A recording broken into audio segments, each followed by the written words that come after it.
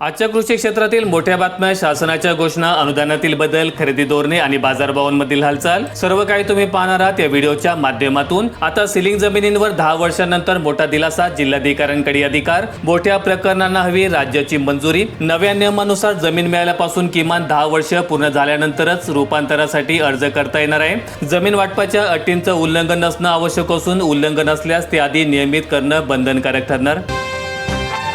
आधार प्रमाणीकरण केल्यानंतर शेतकऱ्यांना मिळणार कर्जमाफी, केवायसी करणं आवश्यक, नियमित कर्जफेड करणाऱ्यांना अनुदान मिळणार। कर्जमाफी योजनेत शेतकऱ्यांना 2 लाख रुपयांपर्यंतची कर्जमाफी मिळणार आहे। नियमित कर्जफेड करणाऱ्यांना 50,000 रुपयांचं प्रोत्साहनपर अनुदान देण्यात येणार आहे।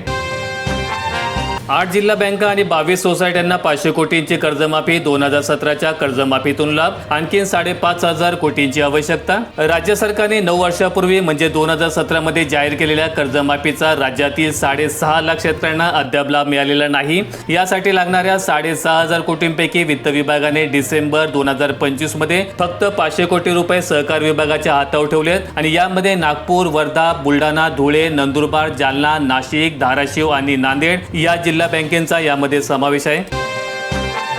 नव्या शिक्षकांच्या 8 ते 13,000 जागांची भरती अखेर सुरू, अतिरिक्त शिक्षकांच्या समायोजनामुळे घटल्या नव्या भरतीच्या जागा।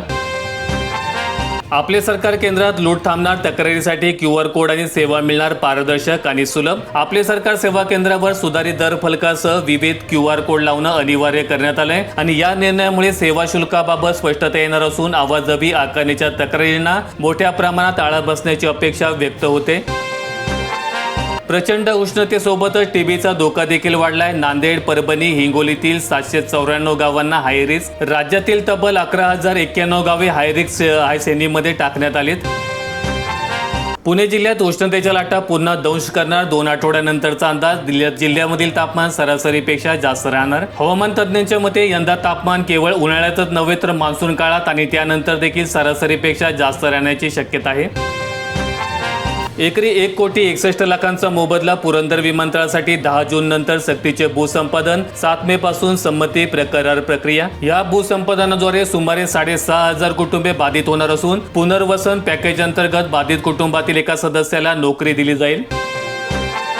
अखेर धान आणि मका खरेदी मर्यादेमध्ये वाढ, खासदारांच्या पाठपुराव्याला यश, पणन विभागाकडून सुधारित आदेश। भंडारा जिल्ह्यातील शेतकरी वर्गामध्ये आनंदाचं वातावरण। धानासाठी आता हेक्टरी 45 क्विंटल आणि मक्यासाठी हेक्टरी 55 क्विंटल अशी खरेदी मर्यादा ठरवण्यात आली। कमी खरेदी मर्यादेमुळे शेतकऱ्यांचे अधिकचे उत्पादन उघड्यावर पडण्याची आणि खासगी व्यापाऱ्यांना कमी दरात विकण्याची भीती निर्माण झालेली होती।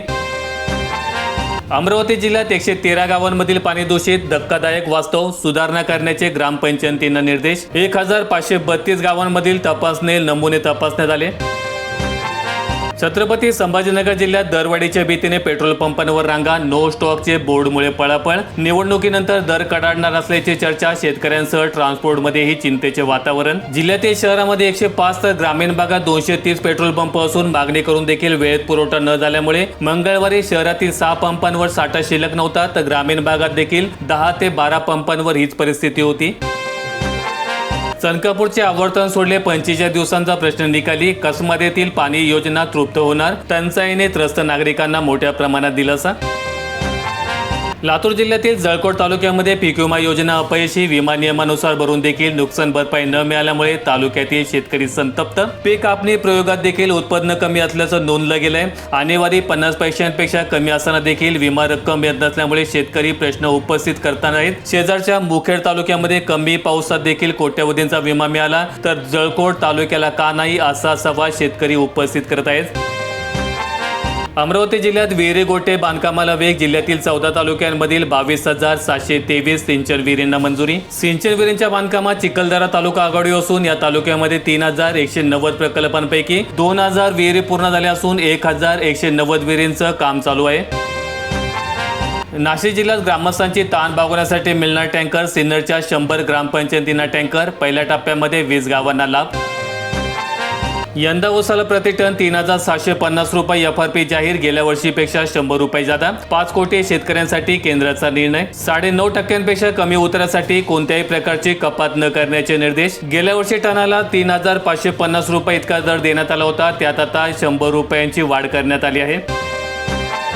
आखाती युद्धाचा रस्ता कामांना फटका, डांबराच्या किमती भडकल्या, फर्नेस ऑइलच्या किमती देखील वाढल्या, कंत्राटदारांच्या अडचणींमध्ये वाढ, अनेक कामे ठप्प पडलीत. 40,000 रुपये प्रति टन मिळणारं डांबर आता 96,000 प्रति टन रुपयांवर पोहोचलंय. अख्खा यवतमाळ जिल्हा सोयाबीन पीक विम्यातून वगळला तरी राजकारणी चिडीचूप, तुरीवर देखील गाव. अवघ्या 4 तालुक्यांना मिळाली मदत, 12 तालुके यातून वगळले. पीक विमा कंपनीने उंबरठा उत्पादन आणि तंत्रज्ञानावर आधारित उत्पादन अधिक असल्याचं 2.25 लाख सोयाबीन उत्पादक शेतकऱ्यांना छदम देखील मिळाला नाही. काही दिवसांपूर्वी पीक विमा कंपनीने सोयाबीन उत्पादक शेतकऱ्यांच्या मदतीची यादी जाहीर केली होती. त्यात यवतमाळ जिल्ह्याचं नाव वगळण्यात आलं होतं. यावेळी विमा कंपनीने काही पीक कापणी प्रयोगातील अहवाल बाकी असल्याचं म्हटलं होतं. आता सोयाबीन पिकाच्या उत्पादनाचा संपूर्ण अंतिम अहवाल पीक विमा कंपनीने सादर केलाय. नागपूर जिल्ह्यातील उमरेड तालुक्यात जलजीवनच्या 40 योजनांचे 27 कोटी रखडले. 2 वर्षांपासून हर घर जलची प्रतीक्षा, कामांना ब्रेक लागला. ढगफुटी पूरस्थितीचा अंदाज 3 तास आधीच कळणार. महाबळेश्वरला बसवलेल्या रडारमुळे हवामानाचे अंदाज वेगवान होणार. अचानक ढगफुटी होऊन निर्माण होणारी पूर परिस्थिती, विजांचा कडकडाट, अतिवृष्टी यांचं वेगवान अलर्ट आता मुंबई, पुणे, सातारा या जिल्ह्यांसह कोकण विभागाला दिलं जाणार आहे. सोशल मीडियावर बोगस जनगणना फॉर्म, सतर्क राहून खासगी माहिती शेअर न करण्याचे पालिकेचे आवाहन. सोशल मीडियावर सध्या बोगस फॉर्म व्हायरल झाल्यामुळे सतर्क राहण्याचे आवाहन प्रशासनाकडून करण्यात आलेलं आहे. हिंगोलीला अवकाळीचा तडाखा, बाजार समितीत हळदीचे ढीग भिजल्यामुळे मोठे नुकसान, वीज पुरवठा खंडित.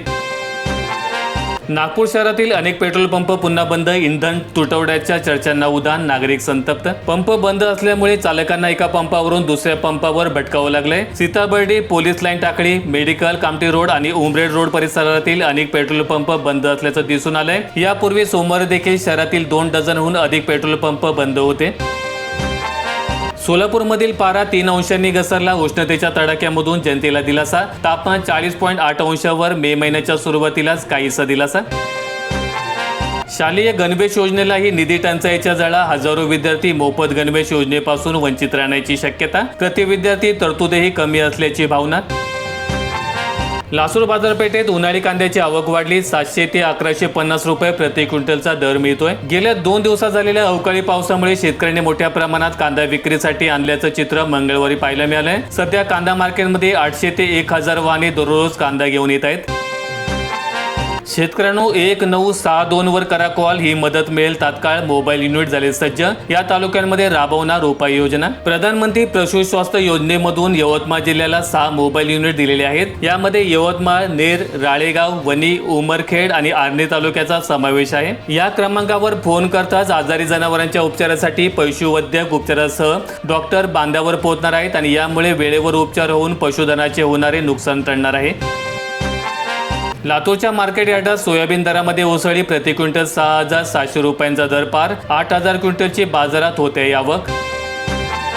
अनुदानावर मिळणार बियाणे, महाडीबीटीवर अर्ज केला का? शासनाने खरीप हंगाम 2026 साठी बी बियाणे अनुदान योजना जाहीर केली. महाराष्ट्रातील शेतकऱ्यांना मोठा दिलासा. हरभरा खरेदीला 29 मे पर्यंतची मुदत वाढ. खरेदीची मर्यादा 8.19 लाख टनांवर. व्हिडिओ आवडला असेल तर लाईक ठोका, शेअर करा आणि अशा दैनंदिन शेतकरी बातम्या अपडेट्स मिळवण्यासाठी सबस्क्राईब करून बेल आयकॉनचं बटन दाबा.